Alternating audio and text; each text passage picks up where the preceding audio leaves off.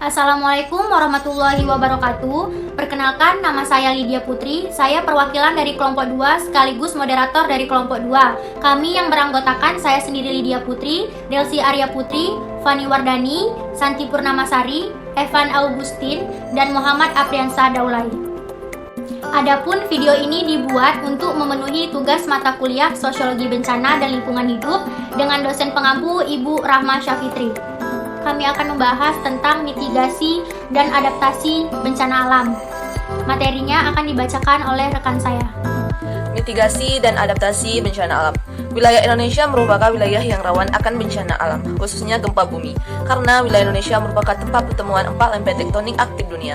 Bencana alam merupakan peristiwa luar biasa yang dapat menimbulkan penderitaan luar biasa bagi yang mengalaminya. Bahkan bencana alam tertentu dapat menimbulkan banyak korban cedera maupun meninggal dunia. Oleh karena itu, penanggulangan bencana alam dan mitigasi bencana harus dipersiapkan sebelum bencana itu datang, agar tidak timbul korban jiwa dan kerugian material yang cukup banyak.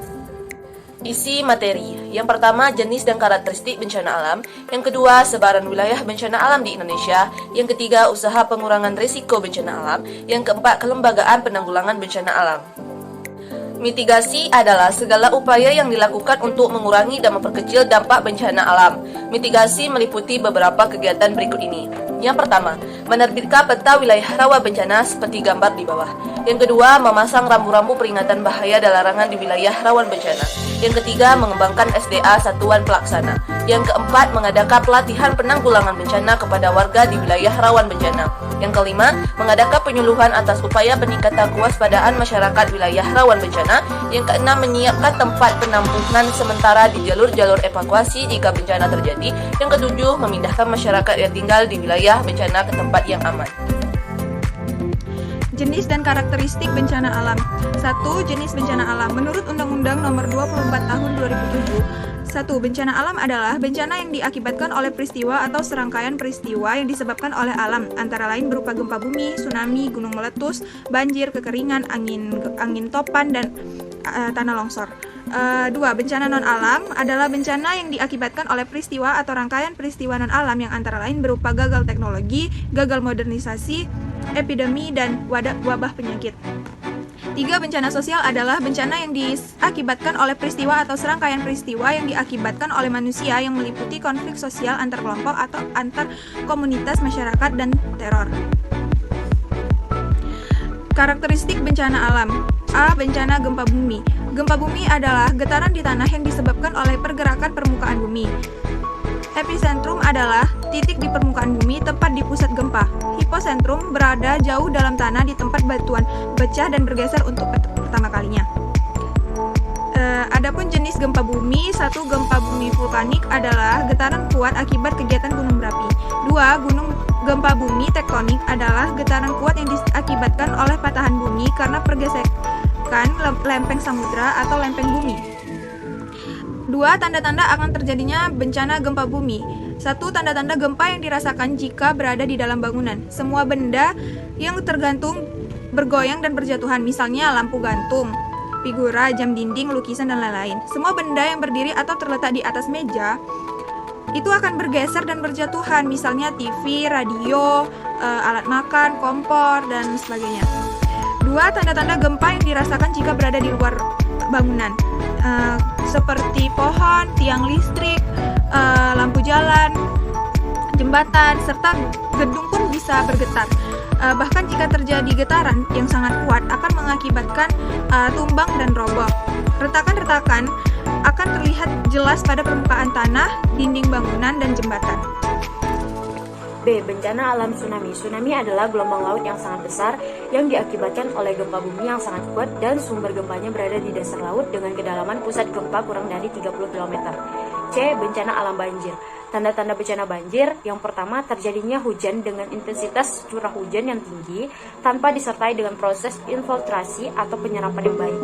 Yang kedua, air melebihi batas sempadan sungai sehingga meluap dan menggenangi daerah sekitarnya.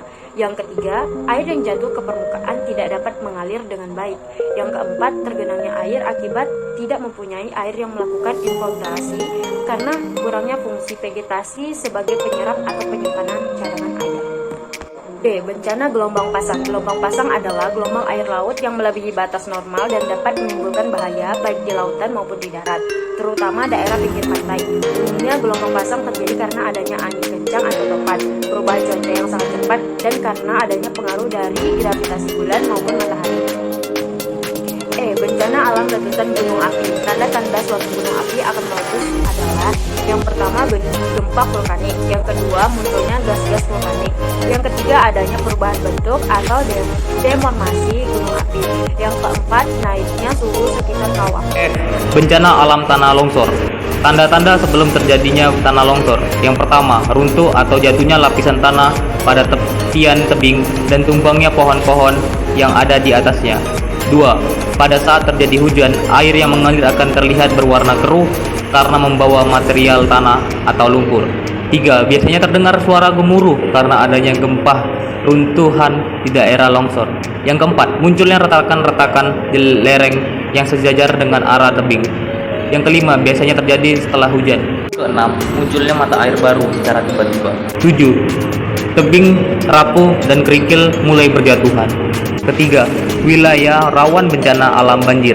Wilayah yang rawan banjir tersebar di daerah dengan kondisi relief yang datar, seperti di sepanjang pantai utara Jawa atau Pantura, pantai timur Sumatera, dan dataran rendah di pulau-pulau lainnya. 5. Wilayah rawan alam longsor. Wilayah yang rawan longsor berada di daerah perbukitan dan pegunungan. C. Usaha pengurangan resiko bencana alam.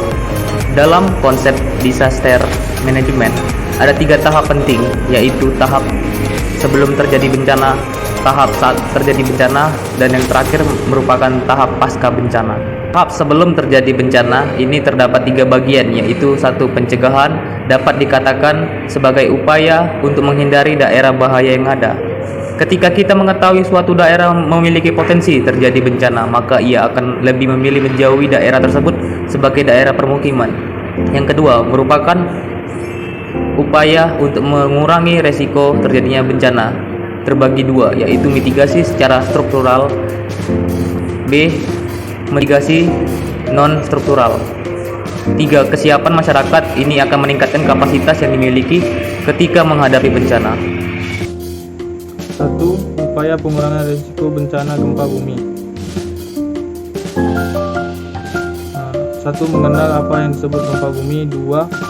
Perhatian letak pintu lift serta tangga darurat apabila terjadi gempa bumi. Sudah mengetahui tempat paling aman untuk berlindung. 3. Belajar melakukan P3K. 4. Belajar menggunakan pemadam kebakaran. 5. Mencatat nomor telepon penting yang dapat dihubungi pada saat terjadi gempa bumi. 6. Perabotan atau lemari, kabinet, dan lain-lain diatur menempel pada dinding atau dipaku atau diikat dan lain-lain untuk menghindari jatuh, roboh, bergeser pada saat terjadi gempa bumi. 7. Menyimpan bahan yang mudah terbakar pada tempat yang tidak mudah pecah agar terhindar dari kebakaran. 8. Selalu mematikan air, gas, dan listrik apabila sedang tidak digunakan. 9. Penyebab celaka yang paling banyak pada saat gempa bumi adalah akibat kejatuhan material. 10. Alat yang harus di setiap tempat: kotak P3K atau senter, lampu, baterai, radio, makanan, suplemen, dan air. 2. Upaya pengurangan risiko bencana tsunami.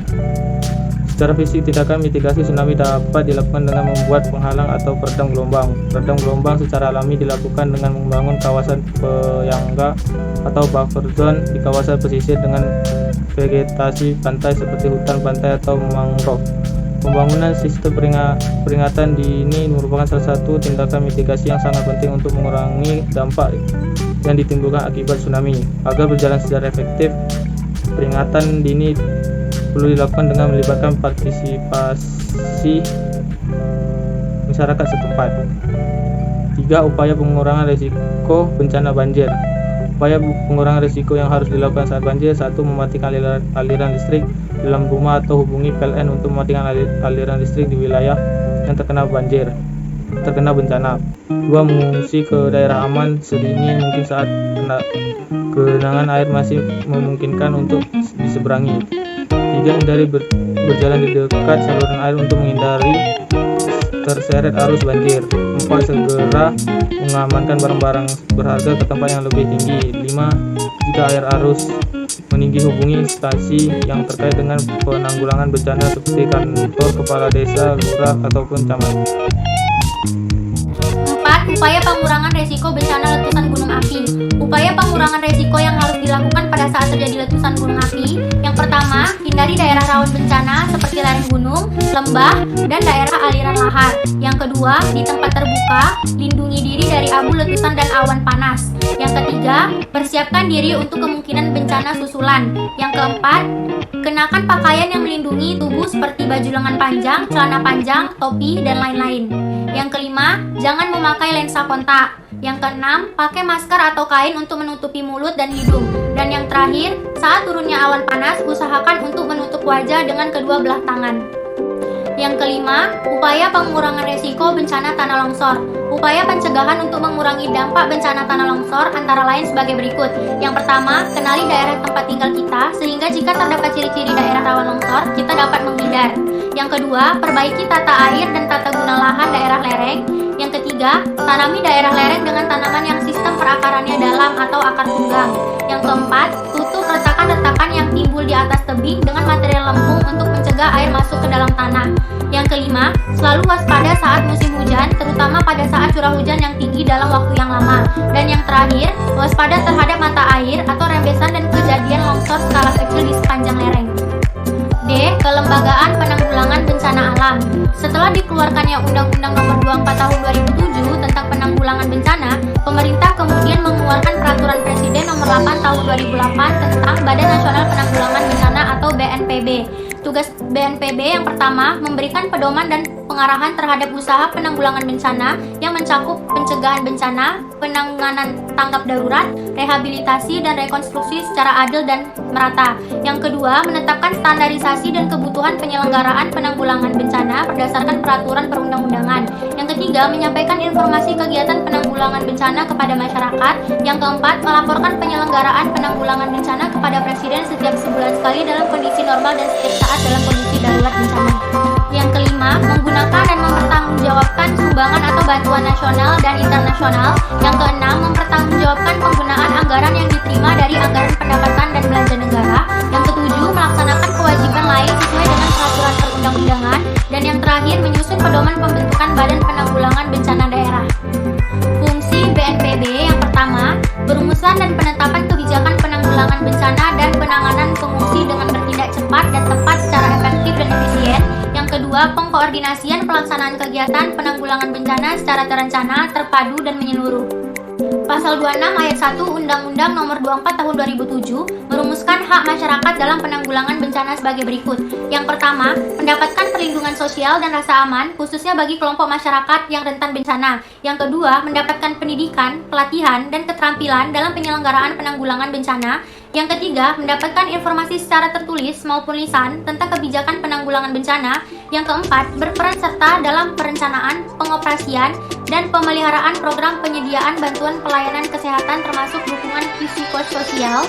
Yang kelima, berpartisipasi dalam pengambilan keputusan terhadap kegiatan penanggulangan bencana, khususnya yang berkaitan dengan diri dan komunitasnya. Dan yang terakhir, melakukan pengawasan sesuai dengan mekanisme yang diatur atas pelaksanaan penanggulangan bencana.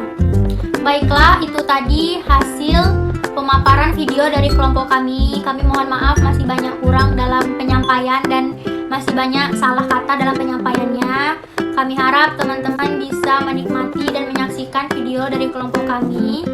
Wassalamualaikum warahmatullahi wabarakatuh. Enjoy!